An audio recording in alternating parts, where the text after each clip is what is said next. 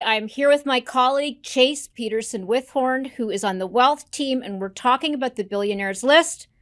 Hey, Chase, who's the richest person in the world? I was going to say man. Shame on me. That's sexist. Well, it has only ever been a man. So we'll see. I think there's still a little bit Dare of to time. dream. Um, so the richest person in the world is Bernard Arnault.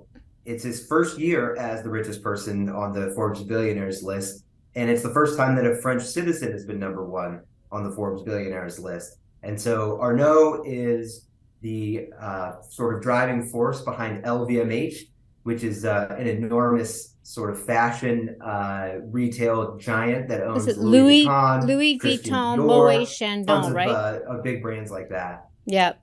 Well, they've been in this. He's been in this battle with Elon Musk for. Well, he personally hasn't been in the battle, but we've been watching them trade back and forth for a while, and so he kind of propelled into that first place. Was it largely because of um, Elon dropping so much, or did he actually gain a lot of wealth in the last year? Yeah, it was a little bit of both. So it was a very good year for Bernard Arnault. Shares of LVMH are up quite a bit. They're near record highs. Revenues are sort of setting records. Profits are setting records. And so he gained more money than anybody else in the world over the past year. So his net worth increased by $53 billion. So he's worth $211 billion now. But he had a $53 billion year, which is better than anybody else has had. But that alone will get you a lot of the way toward beating somebody like Elon Musk. But he was also helped by the fact that Musk sort of shot himself in the foot over the past year when he bought Twitter at this huge valuation before tech markets crashed, and a lot of Tesla investors, of course, have been concerned over how much Tesla stock he's sold to fund the purchase and how much time he's spent on Twitter and running Twitter and trying to fix Twitter and wring money out of Twitter over the past year. So Musk is down $39 billion over Wow. the last year. So I think he Arnault had a lost a great hundred year, billion and last year. Musk had a bad year, and so that translates to a really great year for Arnault.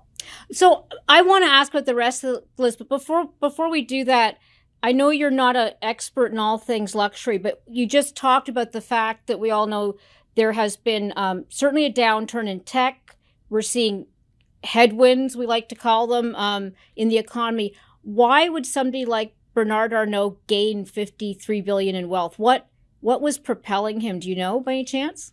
Yeah, well, I mean, consumers over the past year have definitely continued to buy stuff, and despite sort of rising inflation and a lot of fears about recessions, there have been a lot of people buying stuff, and of course, there have especially been a lot of really wealthy people buying a lot of really expensive stuff, and that's the sort of stuff that Bernard Arnault sells, and so that's why they sort of had a banner year. That's true. Maybe a two-tier or several tier economy. So talk about the rest of the top 10. I would presume, given what's happened in tech, that that's where we saw a lot of the losses. Is that fair to say? And crypto, Yeah, perhaps? tech billionaires were hit pretty hard over the past year. 254 people dropped off the billionaires list, and a lot of them were sort of from the tech world. And even within the top 10, the very upper ranks of the billionaire ranks, a couple of notable people dropped off just out of that 10, and they were the Google founders, Larry Mm. Page and Sergey Brin, and sort of in their place, they were replaced by Michael Bloomberg, the former mayor of New York, who had a great year for his financial services business. They have terminals that sort of power Wall Street, and Carlos Slim, who is a Mexican telecom billionaire, and shares of his companies are doing well. So Also yeah, in the definitely media sort of a business, rough year right? for tech. I said Carlos Slim. So being in the media is not such a bad business for some people, I guess. So Yeah, not Slim. necessarily, but the thing is, and with Bloomberg too, a lot of people who are in media, these guys who are in media, they're in other things too.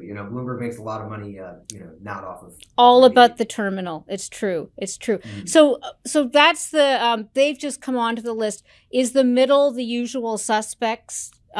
Is that pretty stable? I was going to say Yeah, stagnant. so the top 10, definitely is a lot of the usual suspects. The order has sort of shifted a little bit. Of course, Arnault overtaking Musk, but then of course you have huge names like Musk, but also Jeff Bezos, Larry Ellison, Warren Buffett is fifth, Bill Gates is sixth, and then you have Mukesh Ambani, who has regained his title as the richest person in Asia, in part, a large part, just because Gautam Adani has very famously, in recent months, sort of been flaming out after, Right. there have been some questions about, the improprieties sort of in his empire. You know what fascinates me is we've seen people like Warren Buffett and Gates be ardent philanthropists for decades, and yet they still seem to be the richest people in the world. And Bill Gates had a divorce. I guess Microsoft's just having a really, really good year, but I'm surprised that doesn't really seem to dent him too much from the top tier.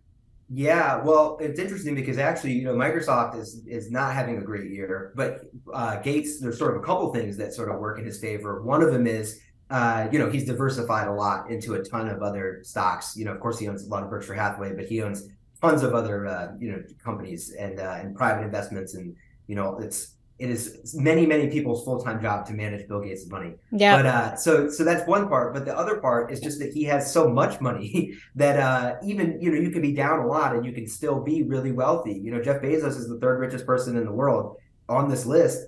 He also lost more money than anybody last year. Plus, He his lost divorce. $57 billion, and he's still the third richest person in the world. So for someone like Gates, it definitely helps to have big numbers to start with. And so you can go through a divorce like Bezos did too, and you can give incredible sums of money away, and your net worth, might still continue to grow just because, having great wealth breeds more wealth.